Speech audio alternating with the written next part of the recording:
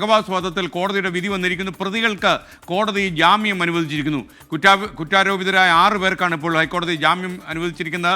പ്രതികൾ അന്വേഷണത്തോട് സഹകരിക്കണമെന്ന മുൻകൂർ ഉപാധിയോടെയാണ് ഹൈക്കോടതി ഇപ്പോൾ ഈ ഷഹബാസ് വധക്കേസിലെ കുറ്റാരോപിതർക്ക് ജാമ്യം അനുവദിച്ചത്. കുട്ടികളാണ് ഇതിലെ കുറ്റാരോപിതരെന്ന് നിങ്ങൾക്കറിയാം.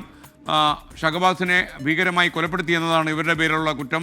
നഞ്ചക്ക് ഉൾപ്പെടെയുള്ള ആയുധങ്ങൾ ഉപയോഗിച്ചാണ് ഈ കൊലപാതകം നടത്തിയത്. ഇവർക്കാണ് മുൻകൂർ ജാമ്യം കോടതി ഇപ്പോൾ ജാമ്യം അനുവദിച്ചിരിക്കുന്നത്. അന്വേഷണവുമായി ബന്ധപ്പെട്ട് ചില വിമർശനങ്ങളടക്കം വെച്ചുകൊണ്ടാണ് കോടതി നിലവിൽ ഈ പ്രതികൾക്ക് ജാമ്യം അനുവദിച്ചിരിക്കുന്നത്. 6 വിദ്യാർത്ഥികൾക്കാണ് ജാമ്യം നൽകിയിരിക്കുന്നത്. കേസുമായി ബന്ധപ്പെട്ട് പ്രതികളായ 6 വിദ്യാർത്ഥികൾക്കാണ് ഹൈക്കോടതി ഇപ്പോൾ ജാമ്യം അനുവദിച്ചിരിക്കുന്നത്.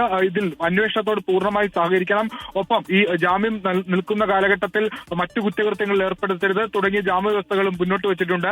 ഇതിൽ എന്തെല്ലാം കാര്യങ്ങളാണ് ഈ ജാമ്യത്തിലേക്ക് നയിച്ചതെന്ന് ഒരു വ്യക്തത വരണമെങ്കിൽ